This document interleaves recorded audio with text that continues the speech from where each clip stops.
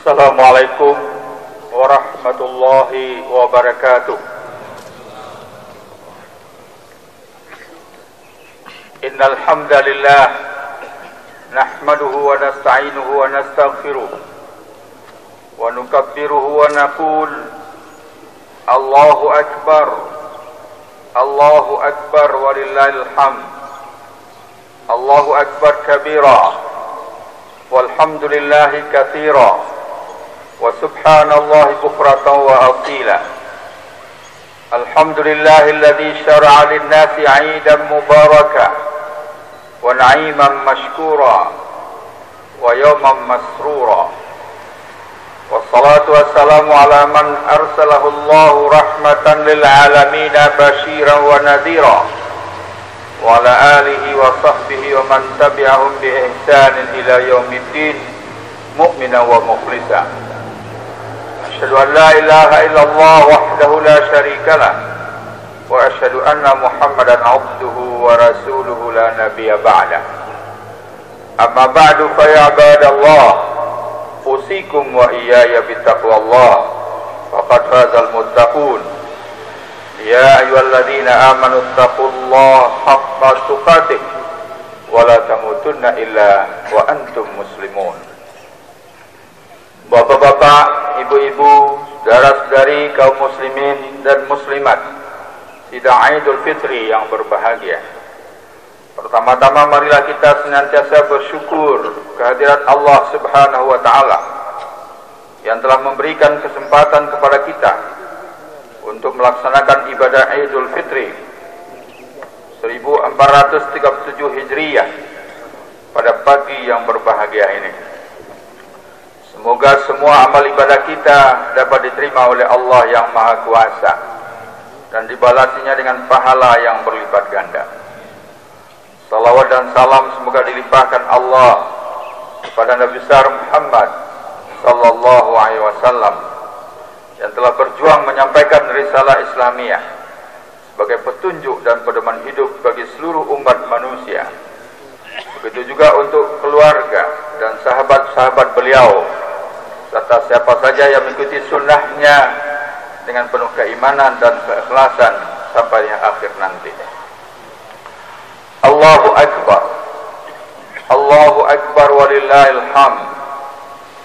Pagi ini umat Islam di mana-mana di seantero bumi Allah ini sama-sama bergembira menyambut kedatangan Idul Fitri. Tua, muda, besar, kecil, laki-laki, perempuan sama-sama mengumandangkan kalimat-kalimat suci dengan penuh semangat dan kegembiraan. Allahu akbar, Allah Maha Besar, lebih besar dari segala-galanya. Semua kekuatan, semua kekuasaan jadi kecil tanpa arti apabila dibandingkan kekuasaan Allah yang Maha Agung. Islam telah mengajarkan takbir kepada kita. Saat azan kita mengucapkan takbir membesarkan nama Allah. Saat iqamah kita mengucapkan takbir. Saat hendak memulai salat kita mengucapkan takbir. Saat bayi dilahirkan kita mengucapkan takbir di telinganya. Saat menyembelih hewan kita mengucapkan takbir. Saat terjun di medan laga kita mengucapkan takbir. Pada hari Id seperti sekarang ini kita mengucapkan takbir keras-keras membesarkan asma Allah yang Maha Agung, Allah yang Maha Pengasih. Allahu akbar, Allahu akbar, la ilaha illallah, Allahu akbar, Allahu akbar walillahil hamd. La ilaha illallah, tidak Tuhan yang disembah melainkan Engkau ya Allah. Seluruh hidup kami, lahir batin, hanyalah dalam rangka beribadah kepadamu semata.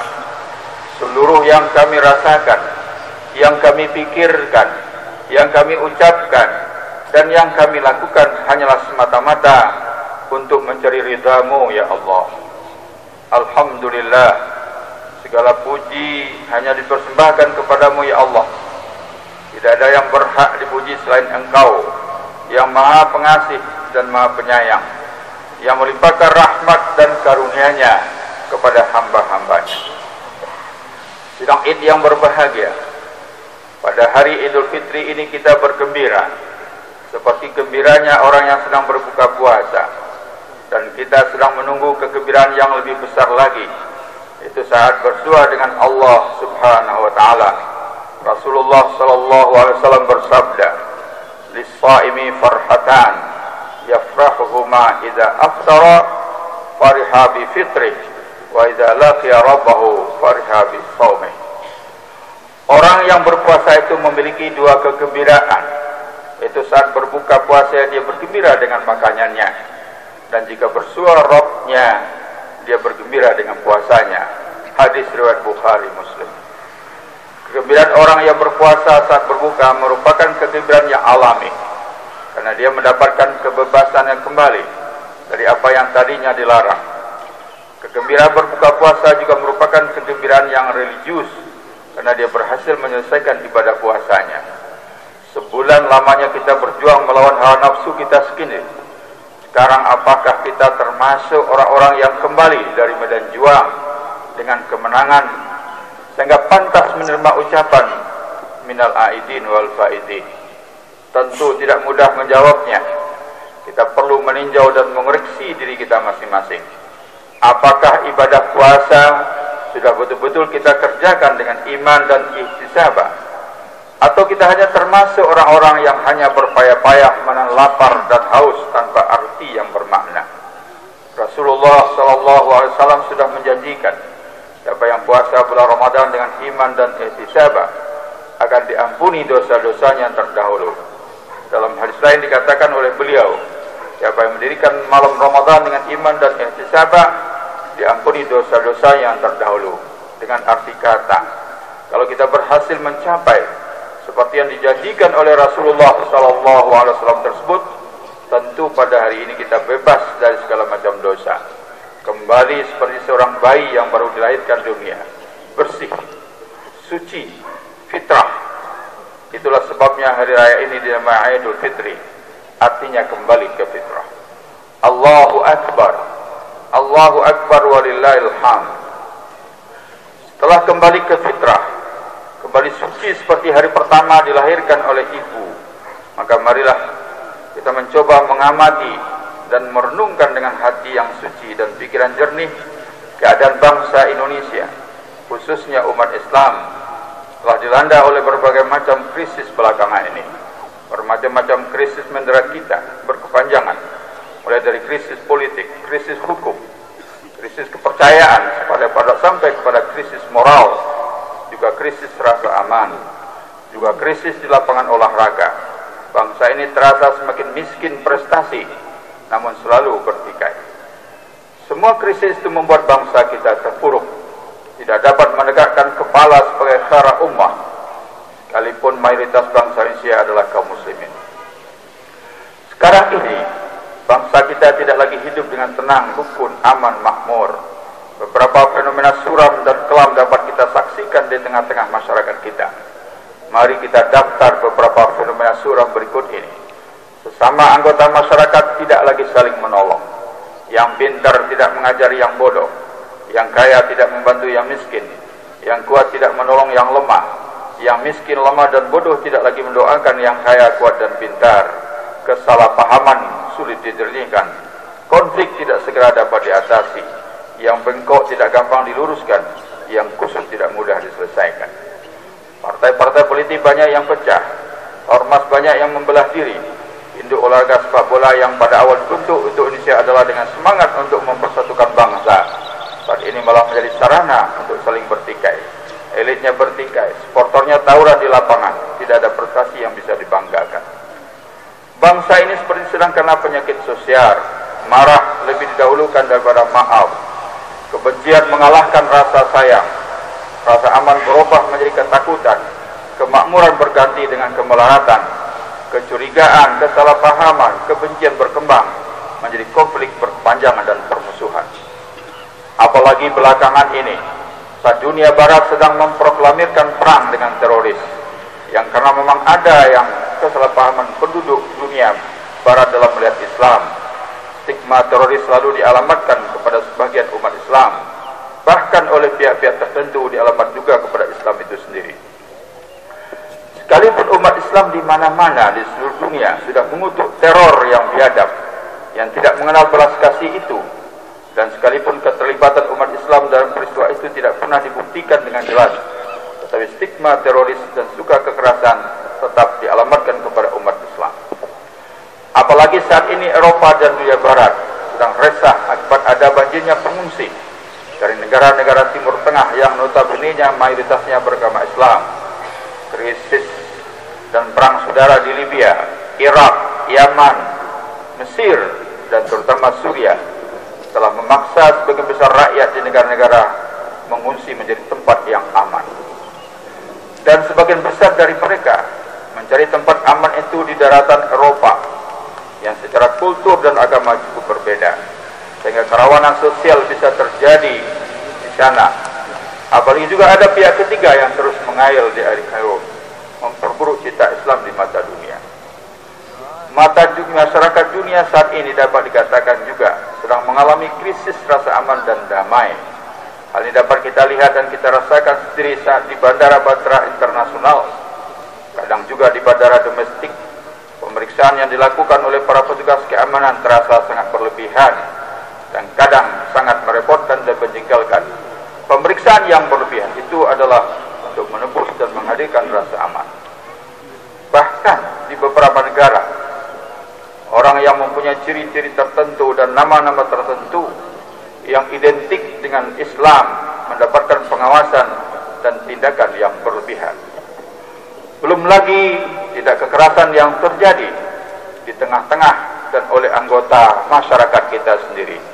Tawuran, pembunuhan, penjarahan, bahkan pemerkosaan yang luar biasa sadis telah menjadi suatu peristiwa biasa karena sangat seringnya hal itu terjadi. Alhasil, sekarang ini kita paling merasakan telah hilangnya rasa aman dan kedamaian di negara kita. Padahal mayoritas kita adalah kaum muslimin yang sudah tentu memahami dengan baik bahwa Islam adalah agama yang paling di depan mengajarkan kedamaian. Allahu Akbar, Allahu Akbar walillahil hamd. Sidang Id yang berbahagia. Damai, perdamaian atau kedamaian dalam bahasa Al-Quran disebut dengan As-Salam. Kata ini terulang dalam kitab suci Al-Quran sebanyak 42 kali. Islam sebagai nama agama Allah pun berasal dari akar kata yang sama dengan As-Salam. Islam di samping berarti tunduk, patuh, menyerah dan pasrah, juga berarti mencari salam, berdamai, dan mencari kedamaian. Baik kedamaian di dunia maupun akhirat. Islam mengajarkan kita bersikap berdamai dan mencari kedamaian melalui sikap menyerah, pasrah, dan tunduk pada Allah secara tulus. Sikap menyerah, tunduk, dan pasrah bukan hanya pilihan hidup yang benar untuk manusia, tapi juga merupakan pola wujud seluruh alam raya beserta isinya. Karena itu, jika manusia disuruh untuk memilih sikap hidup tunduk, menyerah, dan pasrah kepada Tuhan, yaitu untuk berislam, maka tidak lain ialah seruan agar manusia mengikuti pola hidup yang sama dengan pola wujud alam raya.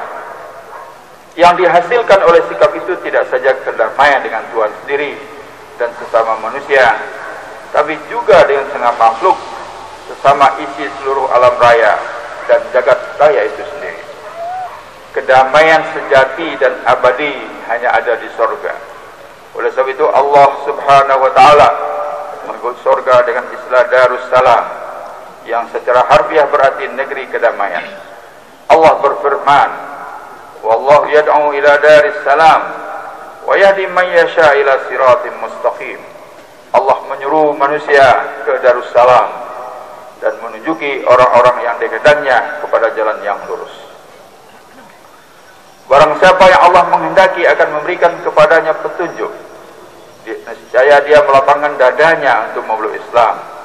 Dan barang siapa yang dikehendaki Allah kesesatannya, niscaya Allah menjadikan dadanya sesak lagi sempit, seolah-olah ia sedang mendaki ke langit. Begitulah Allah menimpakan siksa pada orang-orang yang tidak beriman. Dan inilah jalan Tuhanmu, jalan yang lurus. Sesungguhnya kami telah menjelaskan ayat-ayat kami kepada orang-orang orang-orang yang mengambil pelajaran. Bagi mereka ini adalah Darussalam di situan mereka, dan dia adalah pelindung mereka berkenaan dengan segala sesuatu yang mereka kerjakan.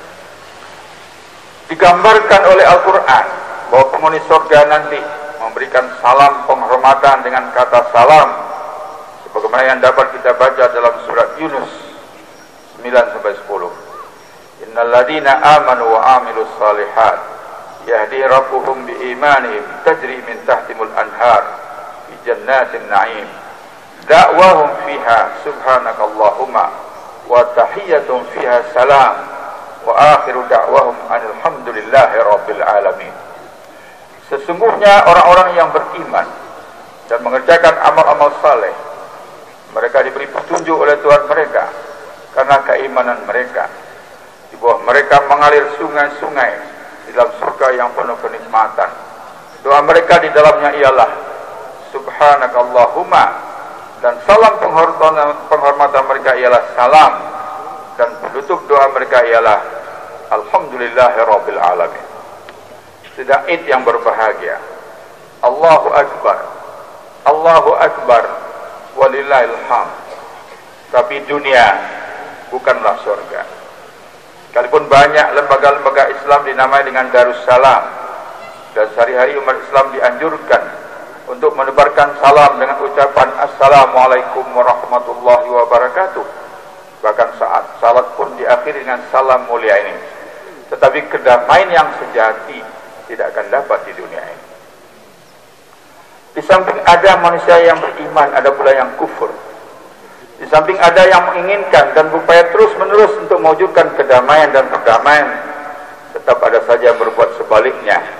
Oleh sebab itu, untuk menjaga tegaknya kedamaian di dalam kehidupan dunia ini, diperlukan tindakan-tindakan yang selintas, sepertinya berlawanan dengan perdamaian. Kedamaian harus ditegakkan dengan aturan hukum yang mengikat, lengkap dengan sanksi-sanksinya. Tidak cukup hanya dengan himbauan moral semata. Untuk tindak kejahatan yang bertentangan dan merusak kedamaian hidup masyarakat, baik yang menyangkut harta, nyawa, kesucian keturunan, kebebasan berpikir, dan lebih-lebih kehormatan agama, ditetapkanlah sanksi-sanksi yang dilaksanakan di dunia ini, samping dosa di akhirat nanti jika dia tidak bertobat. Dalam perspektif inilah kita melihat hukum Islam terhadap pencurian, penipuan, perampokan, penganiayaan, pembunuhan, perzinaan, peminum khamar dan sejenisnya. Dan lebih-lebih lagi hukuman bagi orang yang mempermainkan agama atau menghalang orang lain menjalankan ajaran agamanya. Sekalipun dibenarkan ada sanksi-sanksi untuk tindak pidana yang merusak kedamaian hidup bermasyarakat, tapi Islam tidak membenarkan tindakan anarkis. Otoritas pelaksanaan hukum termasuk eksekusi tidak pernah diberikan kepada perorangan, kelompok, atau pihak-pihak lain di luar penguasa yang sah.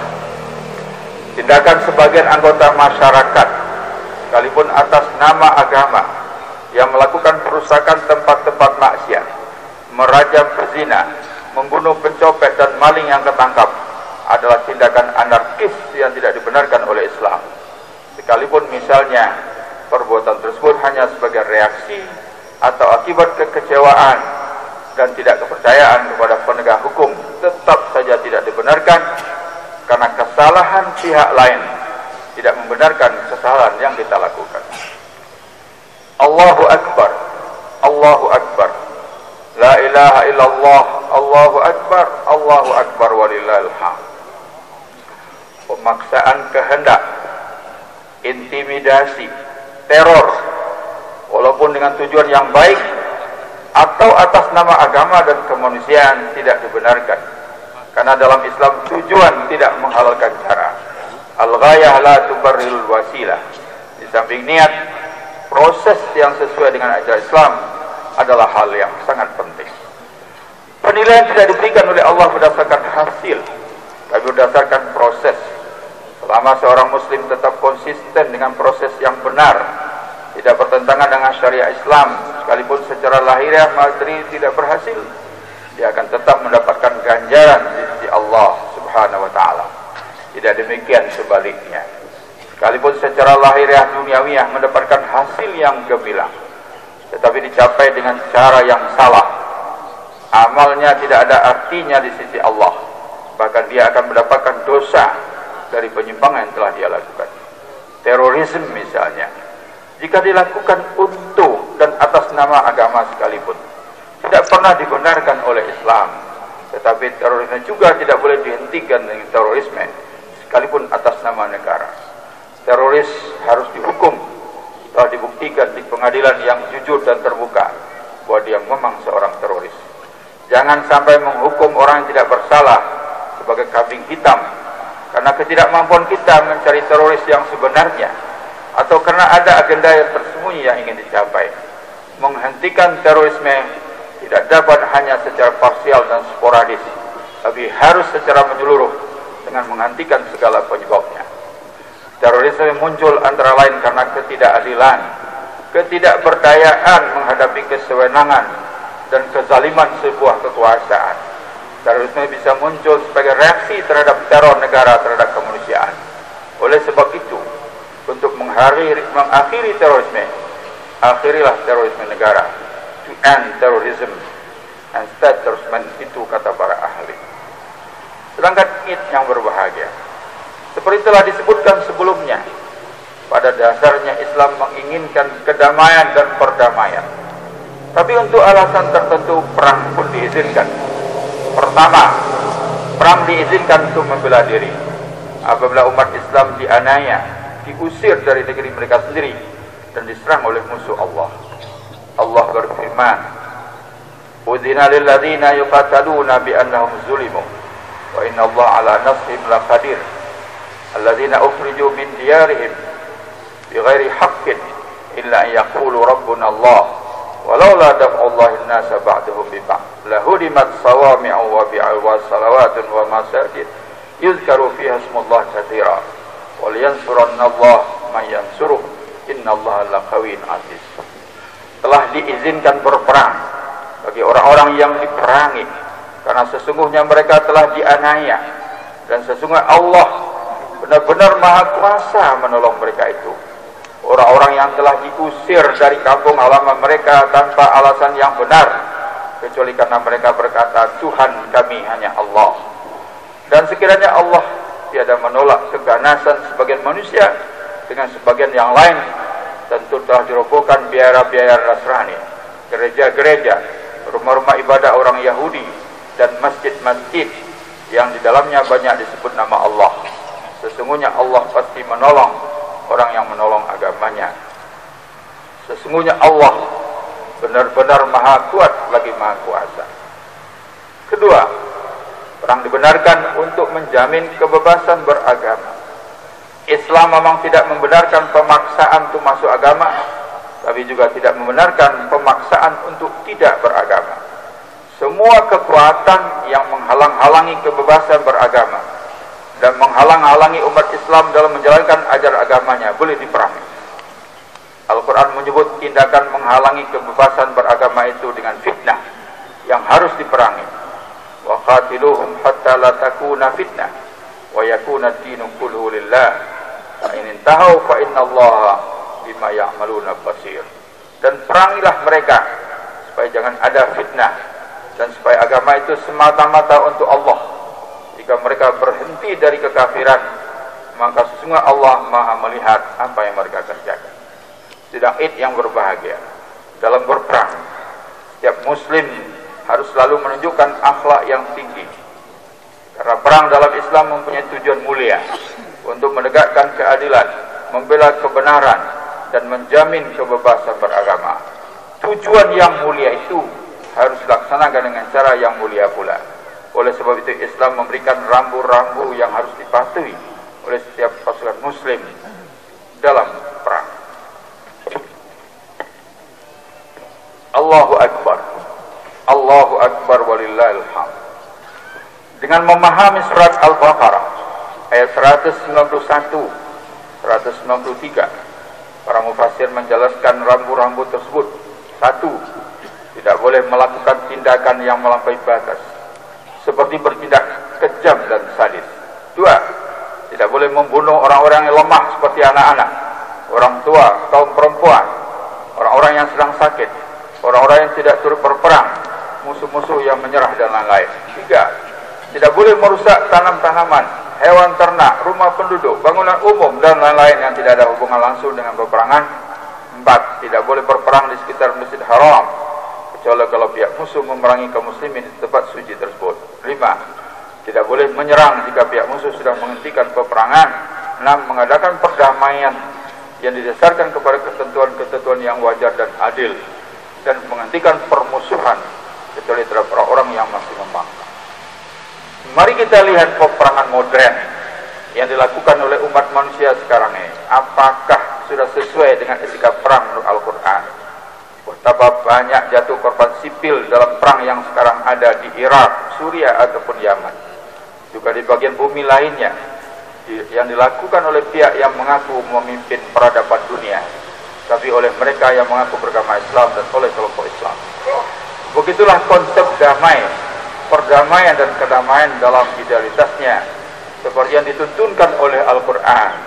Tinggal bagaimana kita sebagai pemeluk Islam membuktikan kepada dunia bahwa kita umat Islam mencintai kedamaian. Tidak hanya umat Islam, seluruh warga dunia tentu merindukan kedamaian, walaupun tidak secara absolut di atas permukaan bumi ini. Allahu Akbar, Allahu Akbar walillahil hamd.